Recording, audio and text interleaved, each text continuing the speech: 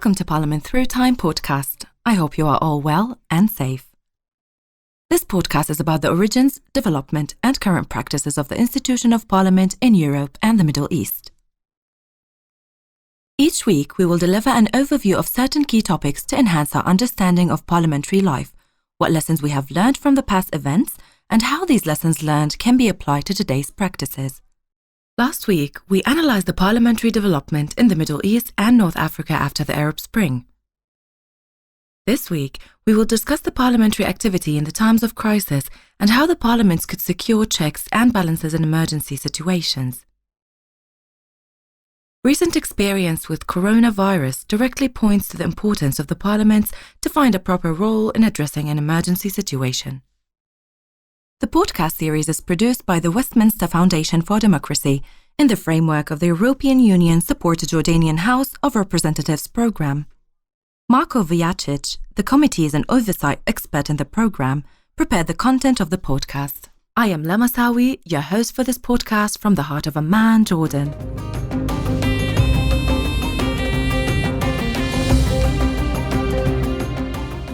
On the 31st of December 2019, Country Office of the World Health Organization in the People's Republic of China picked up a media statement by the Wuhan Municipal Health Commission from their website on cases of viral pneumonia in Wuhan and requested more information from China. On the 3rd of January 2020, Chinese officials provided information to WHO on the cluster of cases of viral pneumonia of unknown cause identified in Wuhan.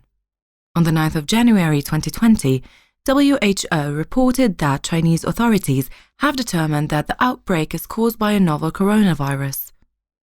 Within few weeks, on the 30th of January 2020, the WHO declared the coronavirus outbreak a public health emergency of international concern. And on the 11th of March 2020, the novel coronavirus, COVID-19, was declared a pandemic. Since then, it has spread to most corners of the globe. While the health threat it poses for human health is paramount, no less important is the strain it puts on the legal order. For most of the affected countries, the pandemic imposed unprecedented institutional challenges and has obliged institutions and governments to adopt strict measures affecting citizens' rights in a way unparalleled since the Second World War. In his article No Quarantine for Democracy, Belgian parliamentary expert Franklin de Vries counted that over 100 countries have passed emergency laws or declared states of emergency in response to the coronavirus COVID-19 pandemic, while maybe justified on healthcare grounds, could impose a serious risk of creating an unintentional wave of authoritarianism by curtailing civil liberties on a massive scale.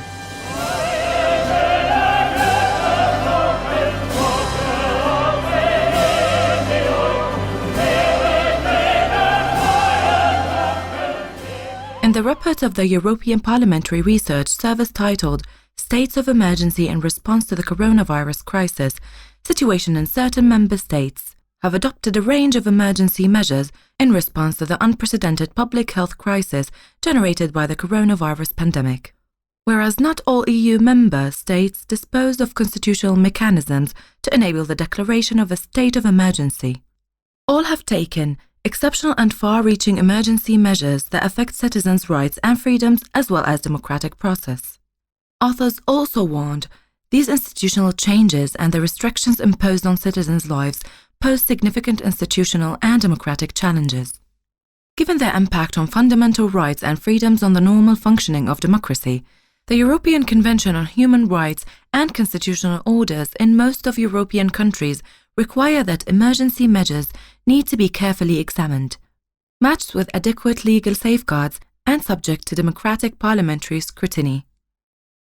So, how did some parliaments go about it?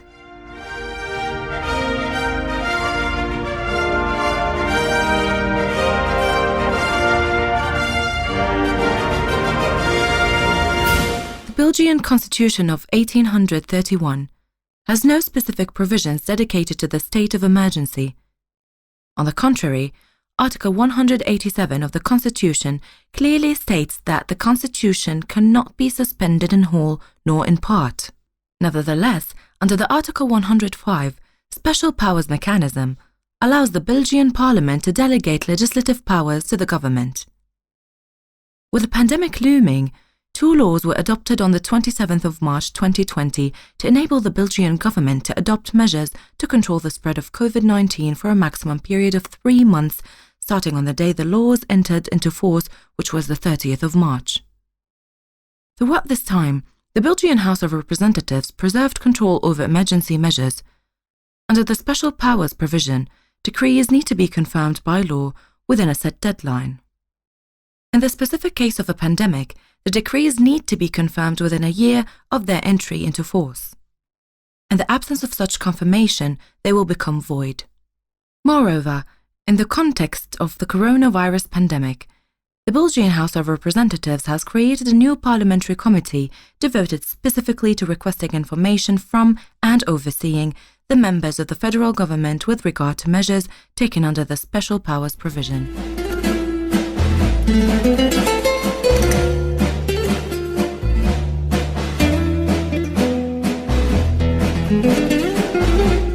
In Spain, under Article 116 of the Constitution of 1978 and the Organic Law from 1981, it is possible to declare 3 different states of emergency, namely a state of alarm, a state of emergency, and a state of siege, which is the martial law. The state of alarm can be declared for a maximum period of 15 days by the national government, immediately informing the lower house of the Cortes Generales Congress of Deputies. However, the extension of the state of alarm beyond 15 days is subject to authorization by the lower house. The state of emergency and the state of siege have never yet been declared. The state of emergency can be declared by the government with prior authorization of the Congress of Deputies for a maximum period of 30 days. That can be extended for another 30 days following the same procedure. It can be declared in case of serious public disorder, other events affecting the free exercise of fundamental citizens' rights, the normal functioning of democratic institutions or essential public services. The state of siege has to be declared by an absolute majority of the members of the Congress of Deputies, 176 out of 350, on a proposal presented by the government, and it can be only declared if a violent uprising or some other act of force endangers Spanish sovereignty or independence, the territorial integrity of Spain, or the Spanish constitutional order. The Spanish government addressed the situation caused by the coronavirus pandemic by declaring a state of alarm on the 14th of March 2020. It was prolonged for the first time on the 27th of March until the 12th of April, for the second time on the 10th of April until the 26th of April, for the third time on the 24th of April until the 9th of May. Before the declaration of the state of alarm, most Spanish regions had already adopted measures to address the situation, in example, closing schools, cancelling cultural, educational or sporting activities, etc. The Congress of Deputies played an important role in overseeing the measures adopted by the government under the state of alarm. At the outbreak of the pandemic, the Congress was informed of the declaration of the state alarm on the 16th of March, and a plenary session in which the Prime Minister explained the situation took place on 18th of March. The 3 extensions of the state of alarm were also authorized by the Congress and plenary sessions held on the 25th of March, 9th of April and 22nd of April. As the Congress also controls how the government exercises its competence to adopt decree laws, it is important to note that the Chamber was debating and decided to confirm 7 decree laws adopted during the pandemic, and to transform some of them into law. The parliamentary sessions went ahead with minimal attendance of members on the House premises, and making use of the remote electronic voting system used by the Chamber since 2012. More than 300 members voted remotely in all plenary sessions.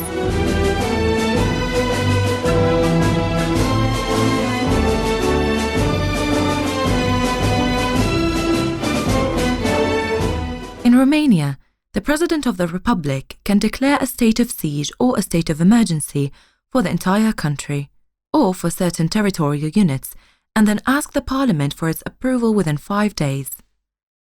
If the Parliament is not in session, it must be convened by law no later than 48 hours after the declaration of the state of emergency, and it must remain in session throughout the period. Moreover, the parliament cannot be dissolved during the state of emergency or siege. On the 16th of March 2020, the Romanian president issued a decree proclaiming the state of emergency throughout the territory of the country for an initial period of 30 days. It was the first time such powers were used since the adoption of Constitution in 1991. The state of emergency was prolonged for an additional 30 days by decree of the 14th of April 2020. On the 19th of March, the Parliament of Romania approved the decree imposing the state of emergency unconditionally. The decree extending the state of emergency was debated more thoroughly in the Parliament and was approved after imposing a number of safeguards. The Parliament's decision approving the decree provided that restrictions on rights and freedoms during the state of emergency should only be based on law and should be strictly for the purpose of preventing and combating the pandemic. Moreover, the decision obliges the government to report weekly to Parliament on the measures adopted or envisaged for preventing and combating the pandemic. The government is also required to present a full report within 30 days of the end of the state of emergency. De Vries notes, however, that several countries have taken unprecedented measures to monitor citizens by tracking their movement through mobile phone data. The Hungarian Parliament, for example, relinquished almost completely its constitutional role and passed a law allowing the government to rule by decree. Under the law, the government could suspend existing laws, authorize penalties of up to 5 years imprisonment for spreading fake news, suspend parliamentary oversight, and permit only the Prime Minister to determine an end to these emergency measures.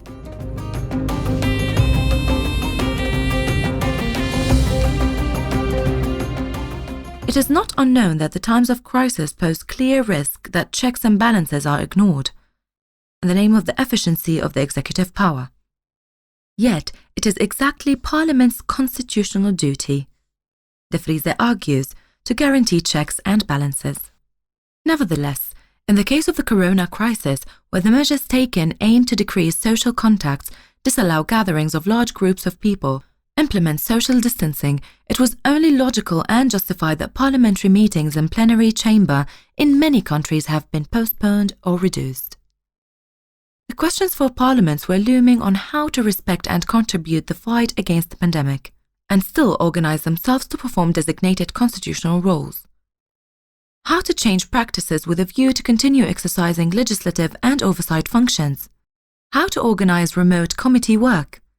How to initiate remote plenary sessions. Many parliaments did not envisage remote voting using technical equipment in their rules of procedure. The question was how to go around these provisions. Many parliaments responded by taking steps and innovative procedural measures to ensure continuation of parliamentary role. Introducing remote plenary sessions, Wales, Maldives, Montenegro, many other parliaments. Reducing attendance proportionally in agreement between political groups, Sweden, Ireland. Reducing quorum rules, German Bundestag. Change of rules of procedure to allow committees to meet remotely and participate in meetings through email, conference calls and digital conferencing, United Kingdom. Recording of remote sessions and posting the online or live broadcasting, United Kingdom. Appointing special epidemic committees to scrutinize government response to epidemic, New Zealand, US Congress. Refurbishing parliamentary plenary chamber by creating transparent individual compartments for MPs, Serbia.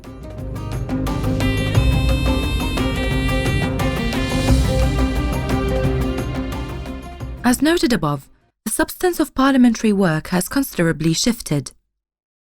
We already mentioned the role of Parliament in approving emergency measures, as well as potential misuses of these parliamentary prerogatives in some countries.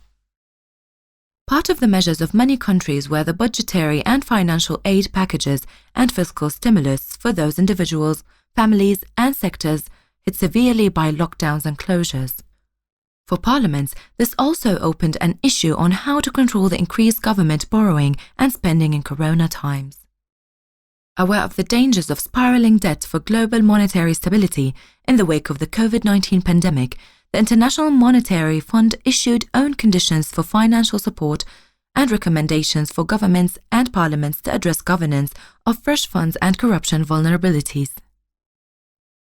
IMF reaffirmed the need for the governments and parliaments to ensure transparency and accountability in their actions, and for the resources to be used for their intended purpose. Principles to follow are: 1. Emergency assistance is used for the very urgent purpose of resolving the current crisis and not diverted for other purposes. 2. Enhanced reporting of crisis-related spending. 3. Undertaking and publishing independent ex-post audits of crisis-related spending. 4. Ensuring procurement transparency by publishing contracts and ownership information of firms awarded procurement contracts. In Canada, the Parliament adopted emergency legislation to respond to the pandemic and to assist millions of Canadians who have lost their livelihoods. Government and opposition have agreed a sunset clause to limit the government's ability to raise taxes without parliamentary approval. In addition, any spending under these measures will be scrutinized by the Public Accounts and Finance Committees and the Auditor General. The Finance Committee has also gained the ability to recall Parliament within 48 hours if anything fraudulent would be found. De Vries argues the corona crisis points to the importance that parliamentarians push for time-bound provisions within a law through inserting automatic end to the measures into the law. For instance, he continues, the Norwegian Parliament adopted an emergency act which is valid for 1 month and which can also be repealed at any given time.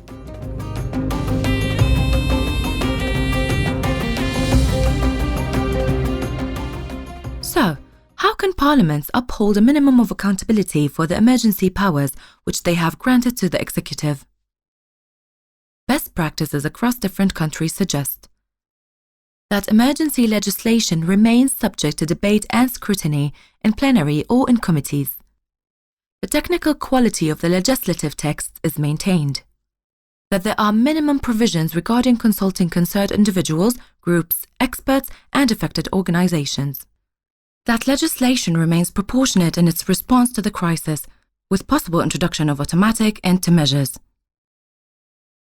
Tight scrutiny over the increased government borrowing and spending, and that fundamental constitutional rights are not permanently jeopardized. Only if these conditions and practices are met, parliaments can play a role that is constitutionally given to them, namely, to hold the executive to account in the times of crisis and emergencies. Being the less powerful branch in normal times, and especially in emergency times, with less expertise and instruments necessary to act, parliaments can only level up with executive by providing vigorous oversight of the measures executive takes. Failure to do so leads inevitably to public disengagement with democratic institutions and the decrease of trust in parliaments.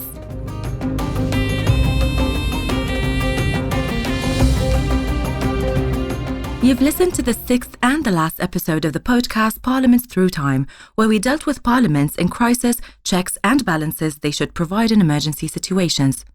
Over the last 6 weeks, we took you to the journey through parliamentary history in Europe, Middle East, North Africa and the Gulf, issues pertaining to parliamentary development and contemporary issues and challenges that parliaments face. We hope we motivated you to explore more about the institution of Parliament, to connect with your MPs, to ask questions and to engage. We will continue producing content for you. Feel free to add comments and suggestions for future episodes on our social media where the podcast is shared. We will be happy to hear from you.